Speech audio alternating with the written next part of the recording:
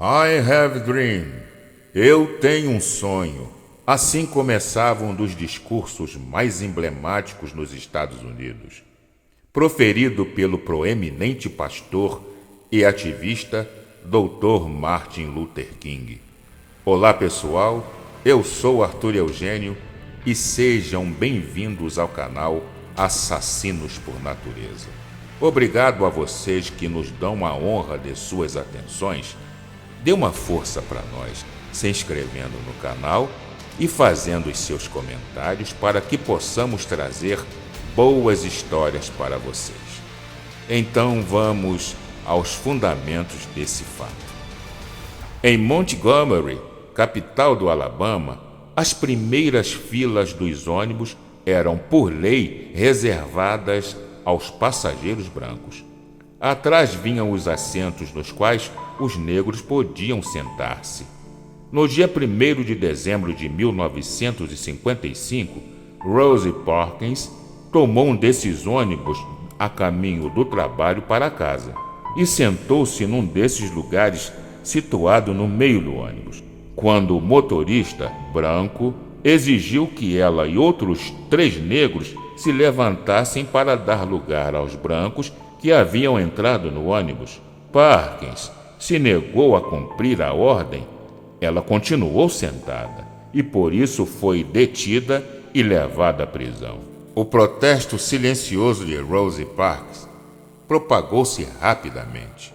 O Conselho Político Feminino organizou, a partir daí, um boicote de ônibus urbanos como medida de protesto contra a discriminação racial no país.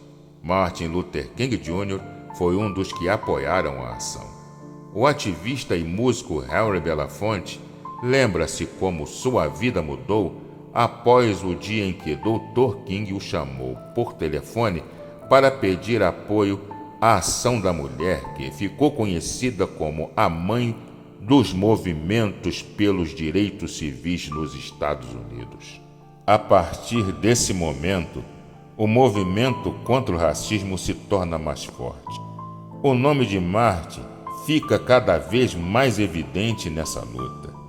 Sempre à frente dos protestos, no dia 4 de abril de 1968, Martin hospedou-se no pequeno motel Lorraine, primeiro andar, quarto 306. Tranquilo, preparava-se para jantar com um grupo de amigos, quando ao sair na sacada do quarto, teve o pescoço atravessado pelo disparo de um rifle Hamilton Peters.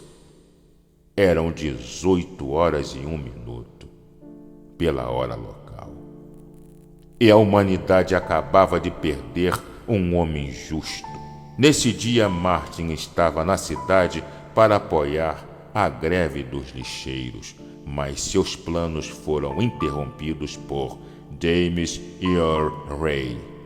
Nascido em março de 1928, em Elton, Illinois, era o mais velho dos 9 filhos de George e Lucia Ray. Os Rays lutaram para sobreviver e, como consequência, a família mudou-se várias vezes durante a primeira parte da infância de James. Uma parte de sua vida foi moldada pela tragédia. Em 1935, a família repentinamente deixou Elton e se mudou para Ewing, Missouri, depois que a polícia começou a procurar o pai de Ray sob a acusação de falsificação.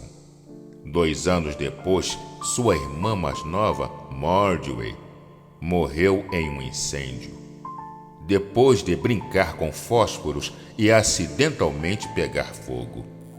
Aos 16 anos, Ray deixou os pais e voltou para Elton, onde foi morar com a avó e começou a trabalhar na tinturaria da International Shield Tannery. Depois de ser dispensado em 1945, Ray alistou-se no exército, ficando estacionado na Alemanha Ocidental, mas ele achou difícil se adaptar aos rígidos códigos de conduta dos militares. Ele foi acusado de embriaguez e quebra de prisão.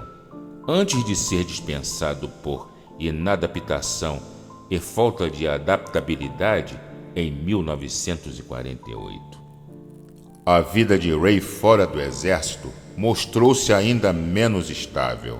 Depois de voltar para Elton e voltar a morar com a sua avó, passou por uma série de biscates.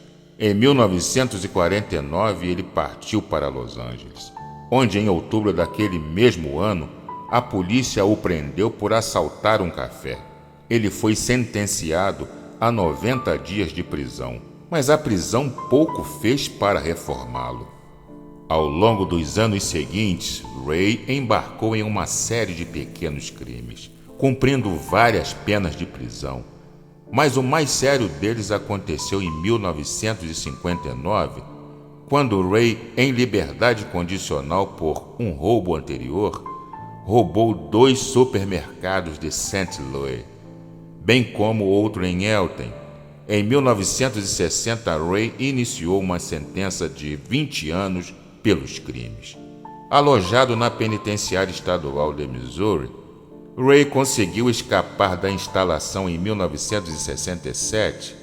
A princípio, ele fugiu para o Canadá, mas incapaz de embarcar em um navio para fugir para o exterior, voltou aos Estados Unidos e foi primeiro ao Alabama, depois ao México e mais tarde a Los Angeles.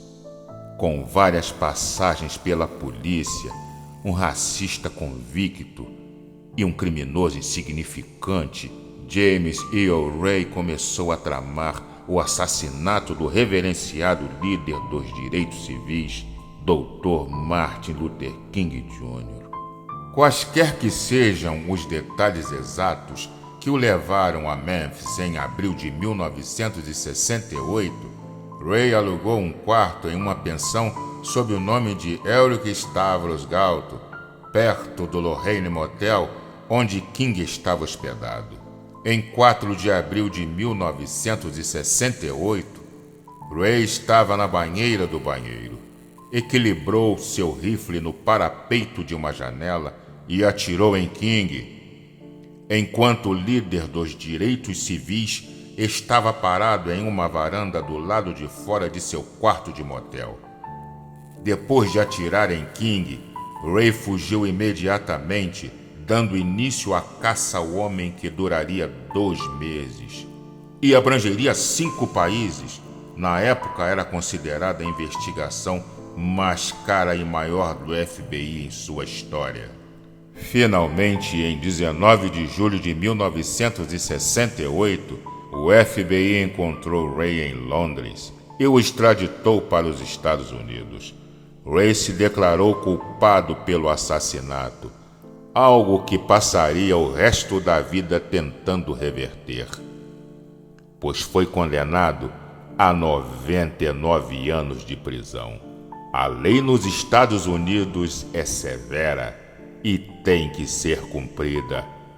Exatamente o que levou Ray a matar King continua a ser uma fonte de debate, assim como seu papel no assassinato. As evidências sugerem que Ray tinha pouco estômago para as políticas de integração que estavam varrendo o país. Além de suas crenças segregacionistas, ele também viu um grande pagamento, dizem alguns historiadores, ao matar líderes negros como Rap Brown, Stackley Cormacol e, é claro, King. Nos anos que se seguiram à prisão de Ray, surgiram questões sobre seu envolvimento exato no assassinato de King. O próprio Ray respondeu que não era o único envolvido no crime. Ele insistiu que um homem que conheceu no Canadá, que atendia pelo nome de Raul, orquestrou o assassinato e por fim atirou em King. Mais tarde, no início da década de 1990, ele sugeriu que uma conspiração envolvendo o governo estava por trás do assassinato. Até mesmo um comitê especial do Congresso de 1978 disse que havia a probabilidade de Ray não ter agido sozinho. Perto do fim da vida, Ray, cuja sentença foi estendida para 100 anos, eis que ele escapou da cadeia em 1977, teve o apoio de um aliado inesperado, a família King. Não muito antes da morte de Ray, Dexter King, filho do Dr. King, visitou o homem que se presumia ser o assassino de seu pai. Ray estava fraco e doente de hepatite C. Foi questionado por King sobre seu envolvimento no assassinato. Abre aspas. Não tive nada a ver com matar seu pai, disse Ray.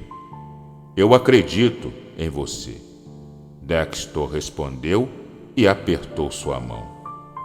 Ray morreu no Columbia Nashville Memorial Hospital, em Tennessee, em 23 de abril de 1998. Ray havia sido tratado de uma doença hepática ao longo dos anos e, de acordo com o Departamento de Correção do Tennessee, ele morreu disso e insuficiência renal.